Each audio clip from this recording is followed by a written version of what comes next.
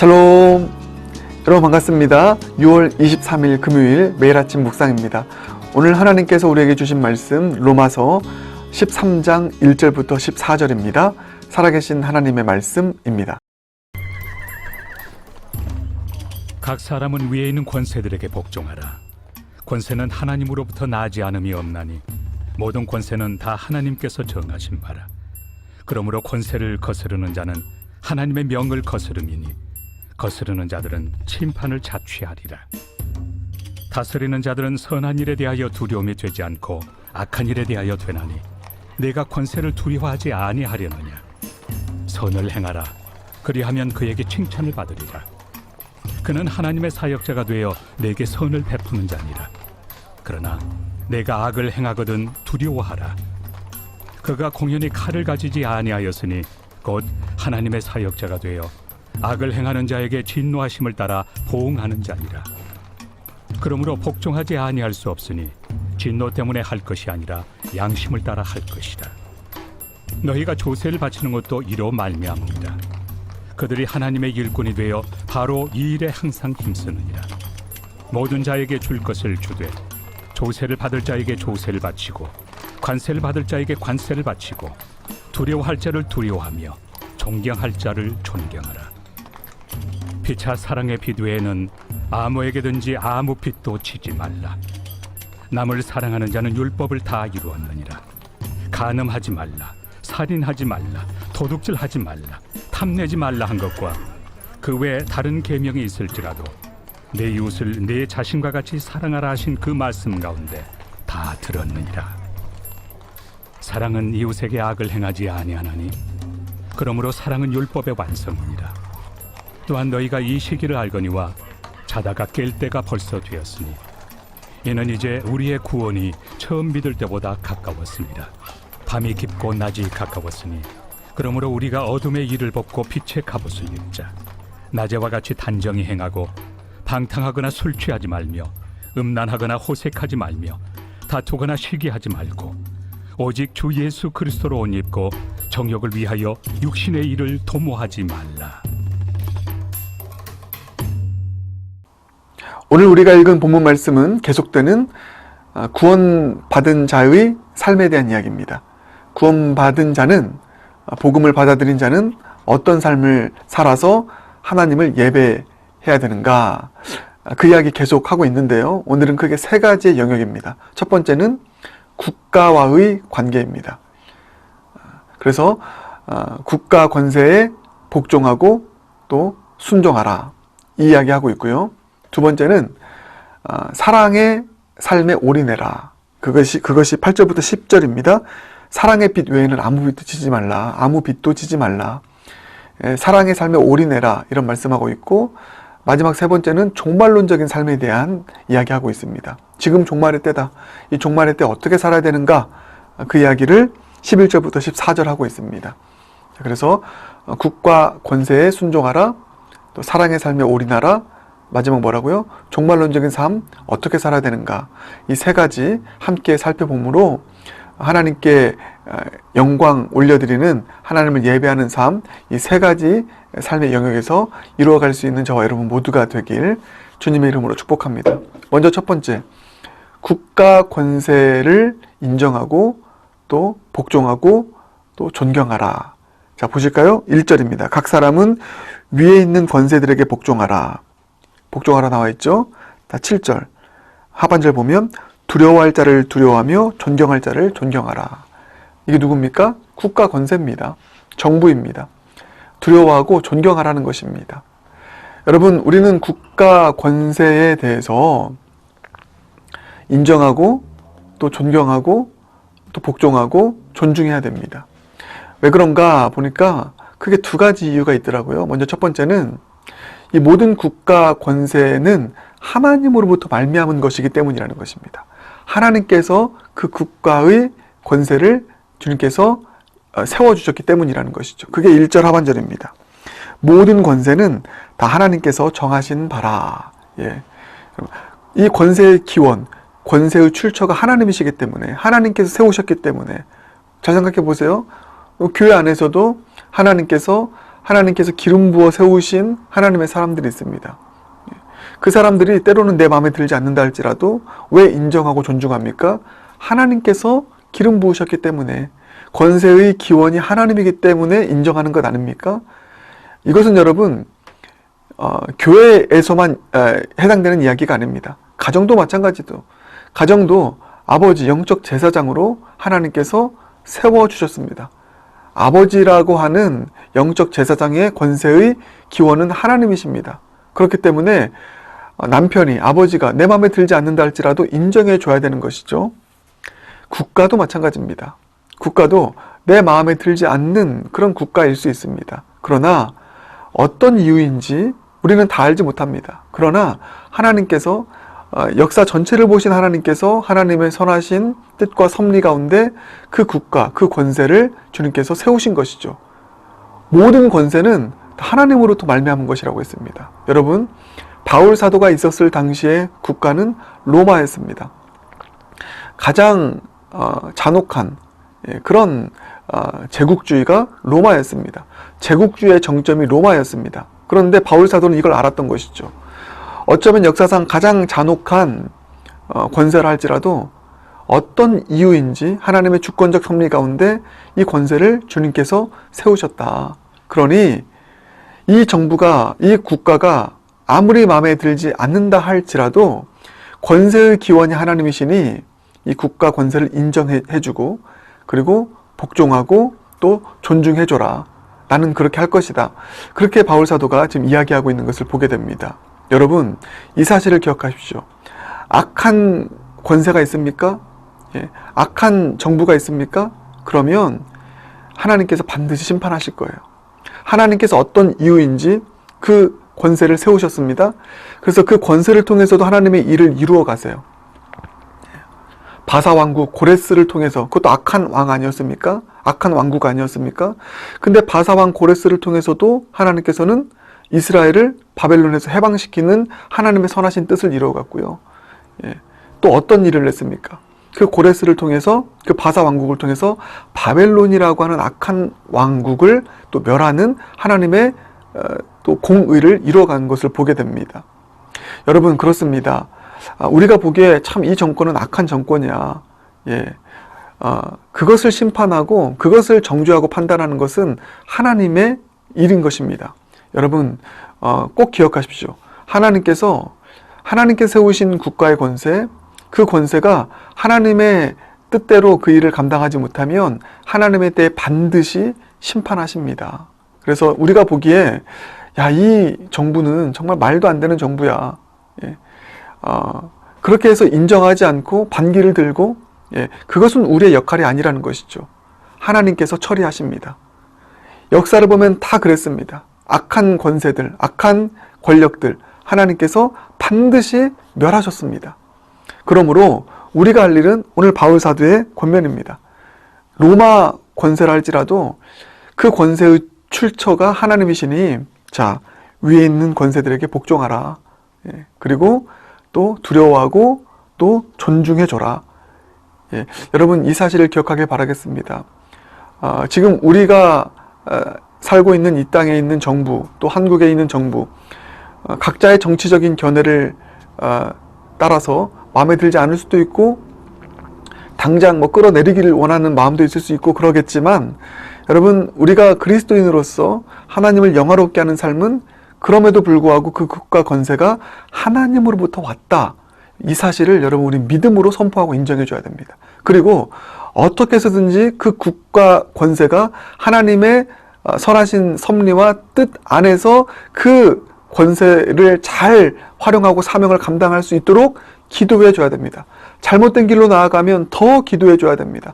잘하고 있다면 더 존중해 주고 또 지지해 줘야 됩니다. 왜요? 국가의 권세가 하나님으로부터 말미암은 것이기 때문에. 여러분, 이런 마음을 가지고 우리 하나님께서 세우신 이 권세 인정해 주고 존중해 줄 수 있는, 그리고 기도해 줄 수 있는 저와 여러분 모두가 되길 주님의 이름으로 축복합니다. 그것이 하나님을 영화롭게 하고 주님을 예배하는 또 하나의 방편이라는 사실을 기억하길 바라겠습니다.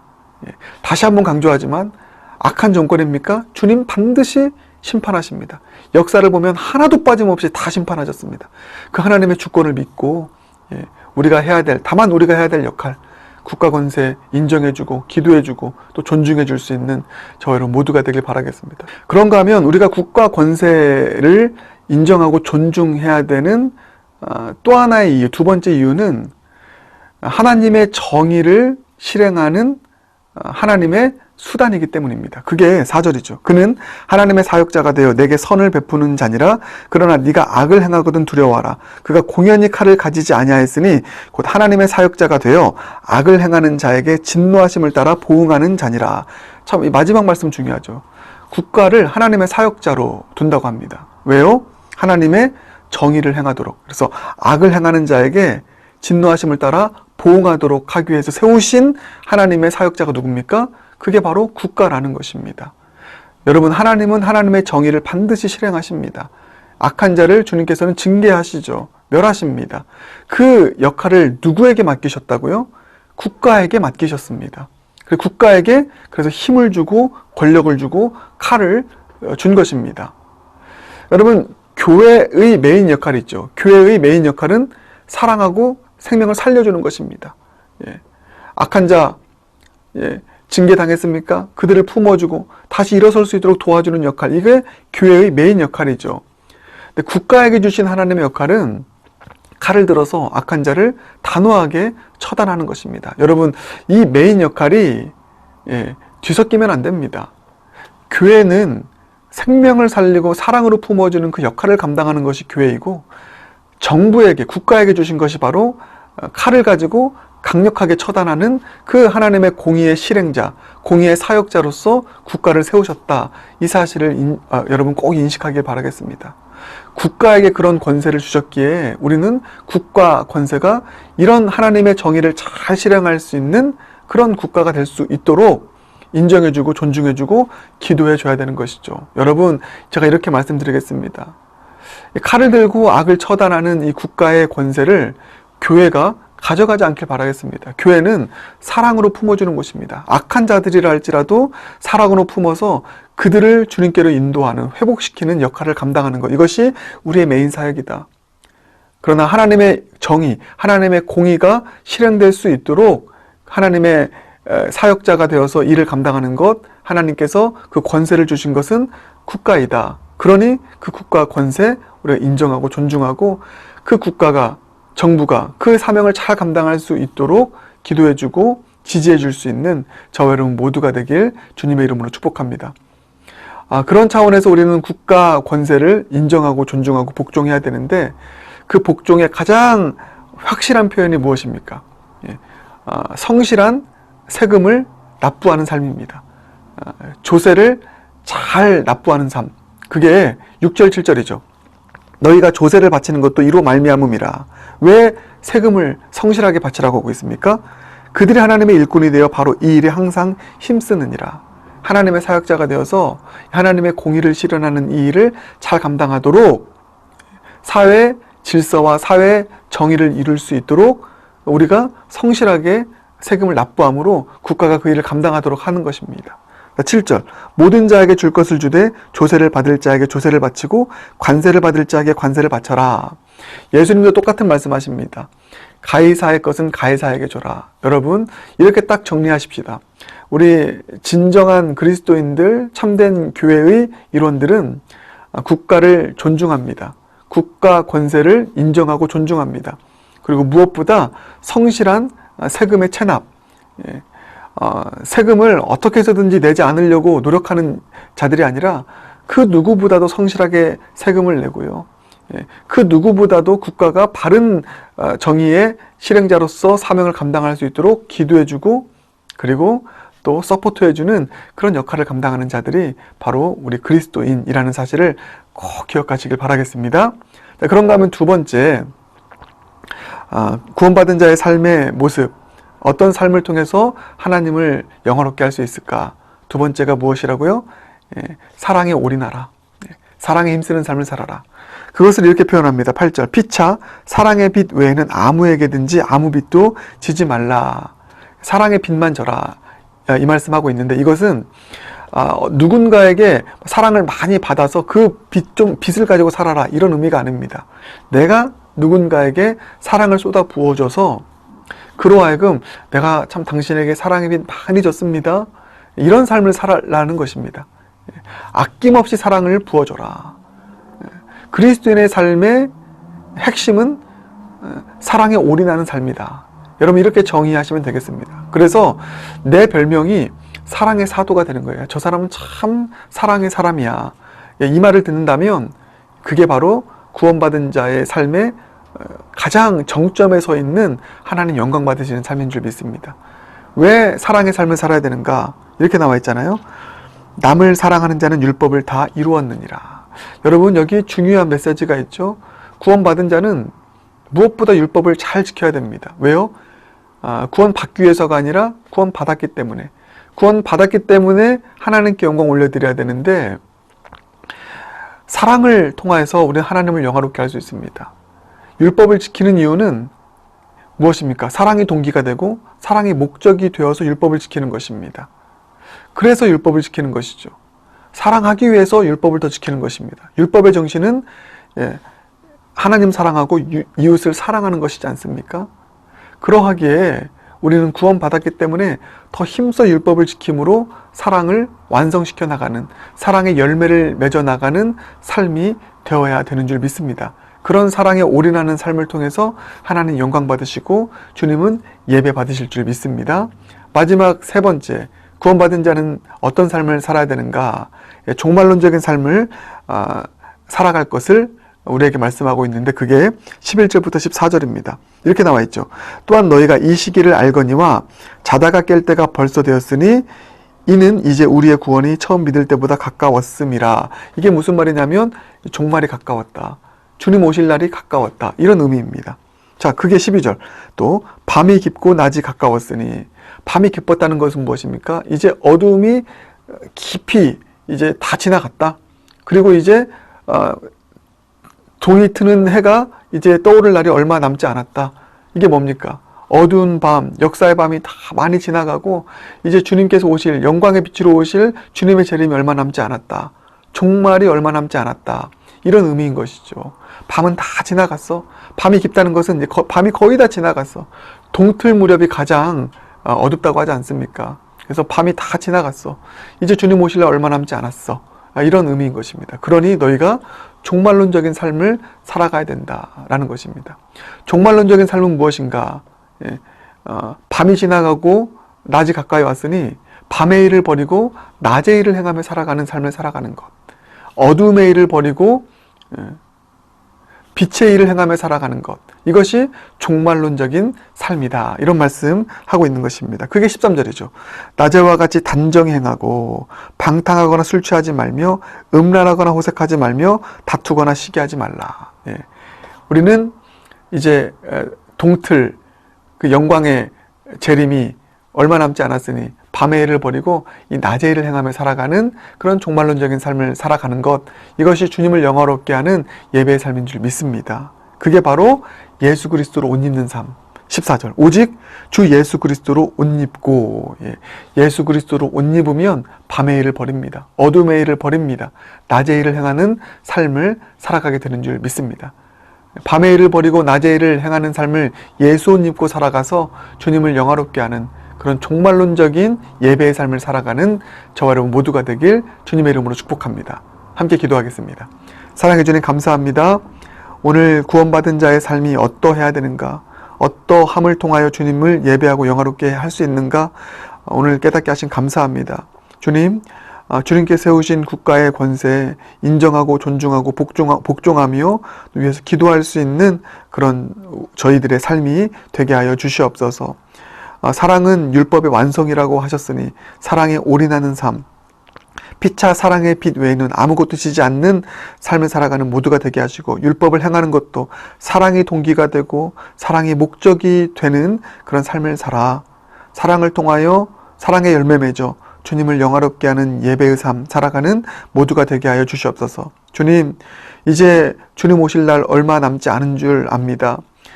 밤이 깊고 낮이 가까웠으니 종말론적인 삶, 이제 밤의 일을 버리고 낮의 일을 행하며 그리스도의 옷을 입고 낮의 일을 행하며 살아가는 그런 빛의 자녀들로서의 삶 살아가게 하여 주시옵소서. 모든 것 주님께 의탁드리며 예수님 존귀하신 이름으로 기도드립니다. 아멘.